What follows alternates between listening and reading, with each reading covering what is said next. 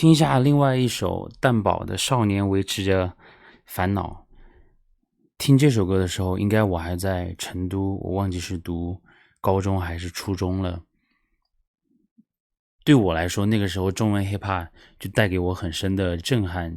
这首歌伴随着应该有非常非常多年了，里面的 sample 呀 beat， 蛋堡的 delivery 就是非常好听。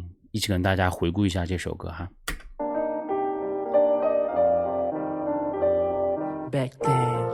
反正我自己觉得听 hiphop 这件事情是我爱 hiphop 的原因，就是你越听越感觉自己年轻，自己有力量，自己想去 hustle， 这就是我喜欢 hiphop 的原因。在悠悠扬起的回忆歌声里，我忍不住想告诉你一段用青春岁月。这是不是某个电台主持人，有名的电台主持人的 sample？ 我要找时间看一下 sample 哈，我还是不知道。如果说中文 hiphop 里头的一些 sample 的东西应该去哪儿去找？如果说你不跟这个制作人聊天的话，因为你能够听的东西太多了，能够 sample 的地方也太多了。谱写出来的故事，故事，故事。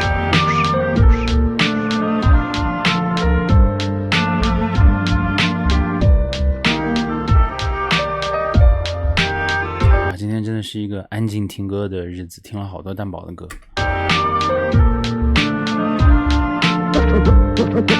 故事的开始，他常要犹豫很多选择，头发的长度，鞋子的颜色。他常要面对很多抉择，舒服的床铺或老师的脸色。他常要背很多单字，增进了程度，拼英文的检测。有时会遇上一些麻烦，回家的长路是埋伏和险恶。他常常坐在围墙上看火车经过，他常常翻开报纸查本周星座，他常常发呆在重要时候，所以每件事都反复确认，以防有听错。他彷徨关于一些把握或错过或懊悔，有形无形的过错。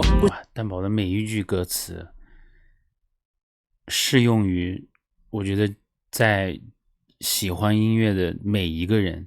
他讲的故事就是很真实写实叙事，他讲的也许是自己的虚构的这故事的背景，不管是什么，我听到我的耳朵里头，我感觉刚才我听的时候就有点时空错乱了，我好像就回到了我读书的那时候在听这首歌。我又没有什么烦恼，没有什么烦恼，就是读书学习，现在生活的烦恼比这个多多了，但这首歌就是这么的震撼人心。喜欢啰嗦，有时比较少讲话，看着书，听着歌，幻想着长大。那少年维持着烦恼，专心在他的烦恼，微不足道的烦恼。我还记得当时颜社他们出的这个帽子就是短檐的那种的，突然就想起来这个事儿了。那少年维持着烦恼，专心在他的烦恼。这个歌的 sample 也很好听。微不足道的烦恼，当然他有他的烦恼，有时是没法，有时是不想去赶跑。比如说懂自己的人多么难找，好学校多难考，和爱恋的缠绕。喜欢的女生她等待着回应，家里的规定爱情这时是违禁。1星期2次她补习班的背影，在夜里画面一直重播不会停，写成一首诗。她投稿在校刊，做青涩的文字是青春的套餐。她了解少年不怕累，老人怕爆肝，不懂人长大爱孤独，小时怕落单。人长大怕孤独，小时候落单。哇，刚才那写的我就一直在感叹蛋堡可以写出这样的歌词，然后用它比较舒缓的声音 deliver 到你的耳朵里头，没有任何尖锐，就是给你叙事，然后用故事感动你。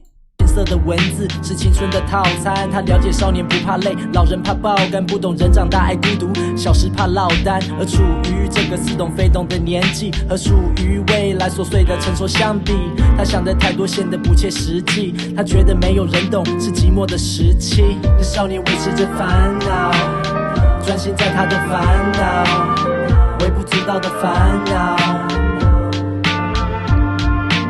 那少年维持着烦恼，专心在他的烦恼，微不足道的烦恼。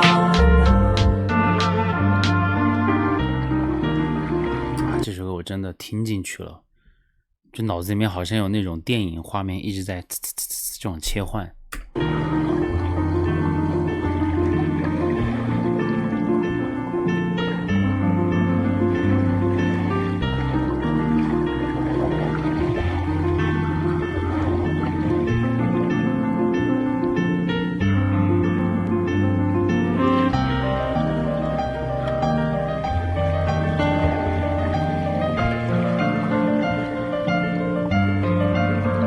整段的这个应该是 keyboard 好听绝了，配合着这个 MV 还有它这个故事递进的关系。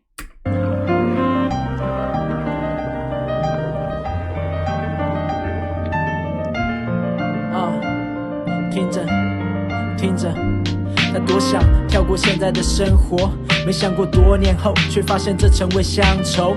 他很在乎承诺，没想过多年后没比较多联络。他还不能看透心里的妒火，在多年后都只是路过。他还没法挣脱，懂的词不多，没法去对谁诉说。他想复制成熟的样板，没想过会感叹流逝的浪漫，期待幸福和美满，没想过有天在协和遗忘爱情的遗憾，没想过有天在协和遗忘爱情的遗憾。哇，写的他也没想过会当过坏人，没想过会怀念懵懂和单纯，只单纯的专心在他的烦恼，微不足道的烦恼。那少年维持着烦恼，专心在他的烦恼，微不足道的烦恼。那少年维持着烦恼，专心在他的烦恼。我觉得我以后50岁了，我也会倒回来听这首歌。这首歌真的是可以说是无人超越的一首神作。微不足道的烦恼，那少年维持着烦恼，专心在他的烦恼，微不足道的烦恼，微不足道的烦恼。那少年维持着烦恼，专心在他的烦恼，微不足道的烦恼，微不足道的烦恼。那少年维持着烦恼，微不足道的烦恼，烦恼。那少年维持着烦恼，专心在他的烦恼，微不足道的烦恼。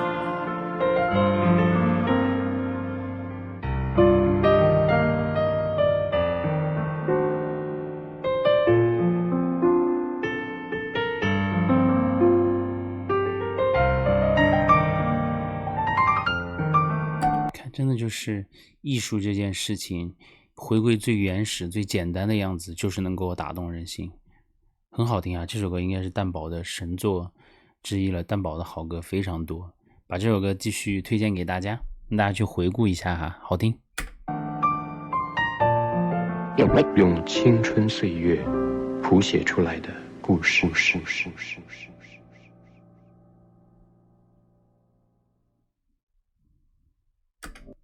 就听到这吧。